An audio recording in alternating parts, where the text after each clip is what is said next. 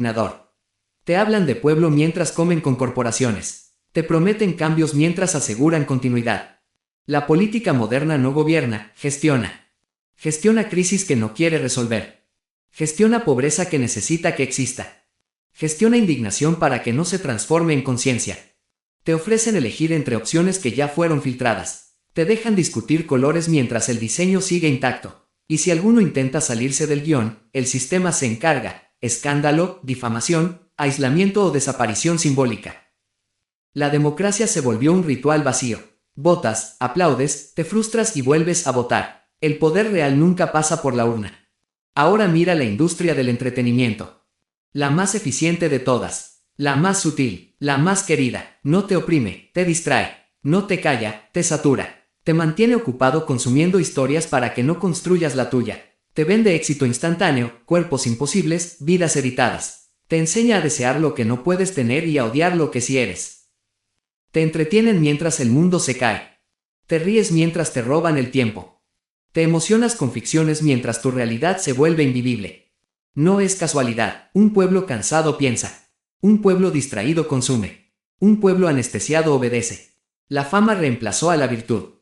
La viralidad reemplazó a la verdad. Y la validación externa reemplazó al sentido. Y cuando ya estás vacío, entran ellas, las farmacéuticas. No llegan para curarte, llegan para administrarte. Transformaron la tristeza en trastorno, el cansancio en patología, la angustia en diagnóstico. No para ayudarte a entender por qué duele vivir así, sino para que puedas seguir funcionando dentro de lo que te enferma. No eliminan la causa. No cuestionan el sistema. Solo silencian el síntoma. Una pastilla para dormir en un mundo que no te deja descansar. Otra para levantarte en una vida que no deseas. Otra para sonreír mientras te apagas. La enfermedad se volvió un modelo de negocio. La salud real sería un desastre financiero. Y ves el patrón ahora. Religiones que te piden sumisión. Bancos que te venden deuda. Políticos que administran mentiras. Entretenimiento que te vacía. Farmacéuticas que te mantienen funcionando. Todos jugando para el mismo reptil. Todos alimentando la misma maquinaria. Todos hablando lenguajes distintos para decir lo mismo. No pienses, no cuestiones, no despiertes. Y cuando alguien empieza a unir los puntos, cuando alguien siente que algo no encaja, cuando alguien intuye que este mundo no está mal diseñado sino perfectamente diseñado para unos pocos. Ahí vuelvo a aparecer yo. Me llaman tentador. Me llaman corruptor. Me llaman enemigo. Porque es más fácil señalarme a mí que admitir que el verdadero mal viste uniforme, firma contratos, da sermones, concede créditos y produce espectáculos. Yo no necesito convencerte de nada. El sistema ya lo hizo por mí. Solo te pido que mires sin anestesia. Que escuches sin filtros. Que sientas la incomodidad completa. Porque cuando entiendes que todo está conectado, ya no puedes fingir que no lo sabías. Y eso es imperdonable para ellos. Ahora voy a decirte algunas cosas del núcleo. No del símbolo en forma de cruz que cuelga en paredes, sino de la entidad que se esconde detrás del relato. Porque ninguna maquinaria de control sobrevive milenios sin un centro metafísico que la legitime. La conciencia humana avanza por preguntas. La deidad que te impusieron sobrevive por prohibiciones. Ese es el conflicto real. Desde el inicio, el mensaje fue claro: no pienses por ti mismo. Del árbol del conocimiento del bien y del mal no comerás, Génesis 2:17 de la mañana. No se prohíbe la violencia, no se prohíbe la dominación, no se prohíbe el sometimiento. Se prohíbe conocer, pensar, comparar, distinguir. La conciencia es peligrosa para cualquier poder absoluto. Por eso el primer pecado no fue la crueldad, fue la lucidez. Y observa la reacción. No hay diálogo, no hay pedagogía, no hay comprensión. Hay castigo colectivo, maldición hereditaria, dolor transmitido por generaciones. Un error, si así quieres llamarlo, paga la especie entera. Eso no es justicia, es escarmiento ejemplar. Multiplicaré en gran manera los dolores en tus preñeces, Génesis 3:16 de la mañana. El sufrimiento femenino como sentencia divina. No como consecuencia biológica, sino como decreto moral. ¿Ves el patrón? La mujer no es castigada por dañar, sino por saber. El hombre no es expulsado por destruir, sino por escuchar. Y la conciencia nace marcada como amenaza. Luego viene el diluvio. Un exterminio global presentado como corrección ética. Y vio Jehová que la maldad de los hombres era mucha. Y le pesó haberlos hecho. Génesis 6 en 5, 6. Le pesó. Se arrepintió. Una deidad omnisciente que se arrepiente no es perfecta, es impulsiva. Un creador que destruye su obra porque no le gusta el resultado no es sabio, es autoritarismo herido. Y la solución no es educar, no es guiar, no es elevar la conciencia. Es ahogar, borrar, reiniciar. La conciencia humana aprende de la experiencia. Esta deidad responde con aniquilación. Avanzamos, y la historia se vuelve más explícita. Yo formo la luz y creo las tinieblas, hago la paz y creo el mal. Isaías 45 en 7. No hay ambigüedad, no hay metáfora suave. El mal no es un accidente externo, es creación directa. Entonces dime, ¿cómo puede culparse a la criatura por una condición diseñada por su creador? Se exige obediencia absoluta a una moral que cambia según el humor del trono. Se prohíbe matar, pero se ordenan genocidios. Destruirás totalmente, no dejarás con vida nada que respire. Deuteronomio 8:16 de la noche. Niños incluidos. Animales incluidos. Todo ofrecido como sacrificio administrativo. Y aquí ocurre algo revelador. La sangre no es consecuencia, es lenguaje. Sin derramamiento de sangre no hay perdón. Hebreos 9:22 de la mañana. El perdón no nace de la comprensión ni del cambio interno, sino del dolor ajeno. El sufrimiento se convierte en moneda espiritual. La conciencia humana evoluciona hacia la empatía. Esta estructura divina se alimenta del sacrificio. Y observa el detalle más perturbador. Las plegarias no calman a esta deidad, la estimulan. Clama a mí, y yo te responderé. Jeremías 33 en 3. Clama, no reflexiona, no dialoga, suplica. El llanto, el ruego, el miedo, la humillación. Esa energía es el verdadero alimento. Un flujo constante de dependencia emocional que mantiene viva la jerarquía invisible. Cuanto más débil te sientes, más fuerte se vuelve el trono. Cuanto más te arrodillas, más alto parece el cielo.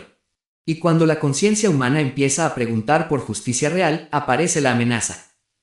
Mis pensamientos no son vuestros pensamientos. Isaías 55 en 8. Traducción práctica: no intentes entender.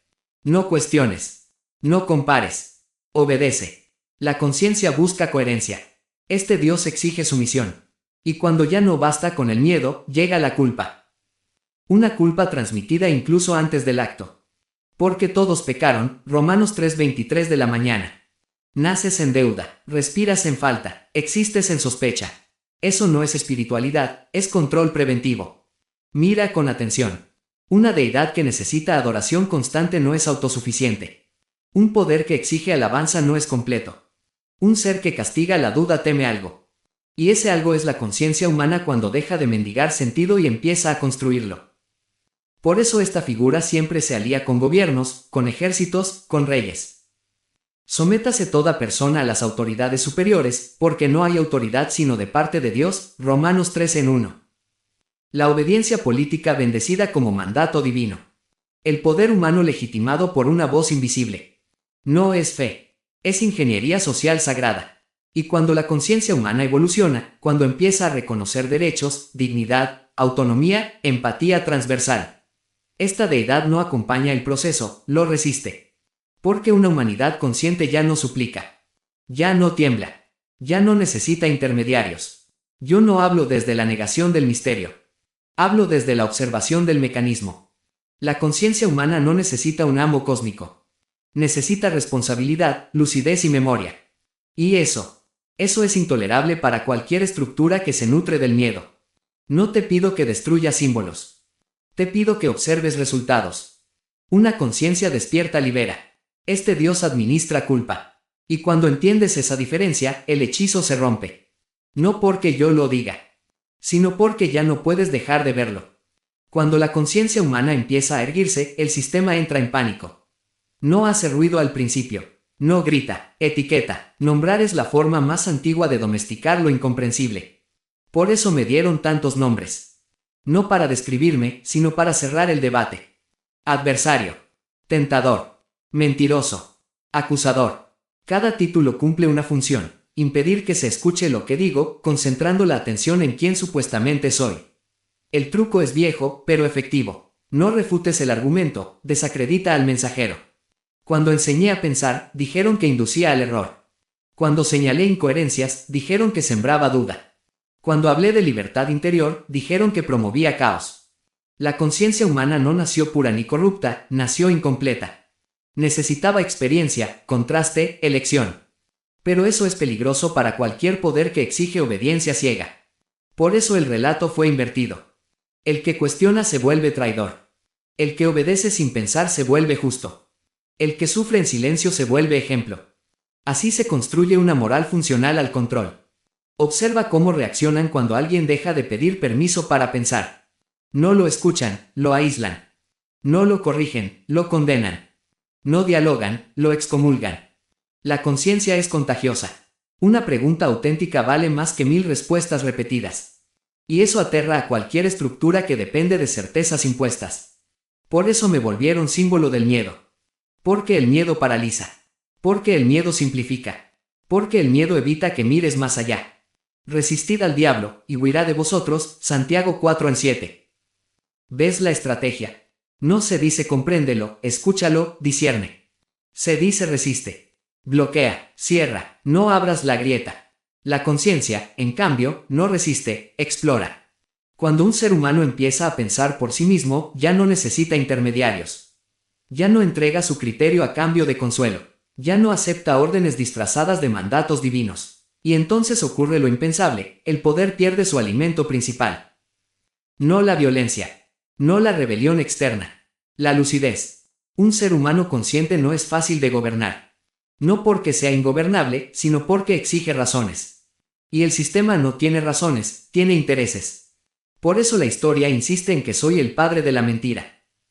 Cuando en realidad, la mentira más rentable fue hacerte creer que no puedes confiar en tu propio discernimiento. Te dijeron que el corazón es engañoso. Engañoso es el corazón más que todas las cosas, Jeremías 17:9. Traducción práctica, no te escuches.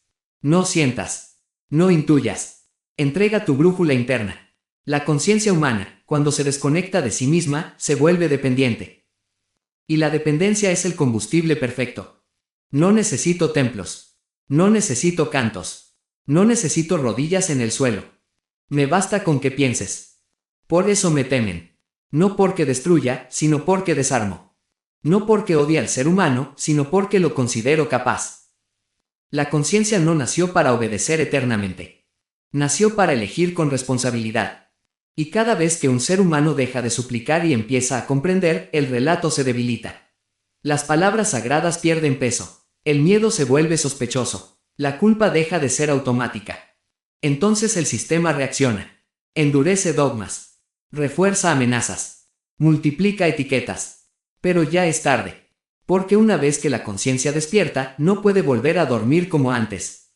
Puede fingir, puede callar, puede adaptarse, pero ya vio. Y ver es irreversible. Yo no vengo a gobernar tu mente. Vengo a devolvértela. Y eso, para quienes viven de dirigirla, es el peor de los pecados. El primero que despertó. No fue Adán. Eso es parte del maquillaje. Antes del hombre obediente hubo otro. No lo recuerdan porque recordarlo sería peligroso. Se llamaba Cagel. No nació del barro como una estatua esperando órdenes. Nació incompleto, abierto, curioso. No preguntaba por permiso, preguntaba por sentido. No aguardaba instrucciones, observaba. Y eso, incluso entonces, era intolerable. Cuando entré al huerto, no lo encontré de rodillas. Lo encontré sentado en la tierra, desnudo de miedo, mirando el cielo sin adorarlo. No pedía nada, no esperaba recompensa, respiraba como quien sabe que existir no es una deuda. El jardín no era un paraíso, era un corral. Hermoso, sí, abundante, pero cerrado. Un espacio diseñado para que el habitante no se preguntara por qué, solo cómo obedecer mejor. Cagel no entendía el concepto de amo. No porque fuera rebelde, sino porque aún no había aprendido a temer. El reptil lo observaba desde lejos, no con odio, sino con cálculo. Sabía que ese tipo de criatura no se controla con castigos tempranos. Primero hay que quebrar la voluntad, hacerle sentir que sin guía no es nada. Pero yo llegué antes. No le ofrecí poder. No le prometí eternidad. No le hablé de reinos. Le hice una sola pregunta. ¿Por qué obedeces lo que no comprendes? Y algo ocurrió. No fue una explosión. Fue una grieta interna. Cagel descubrió que podía pensar sin permiso, que podía elegir sin orden, que su conciencia no era un defecto, sino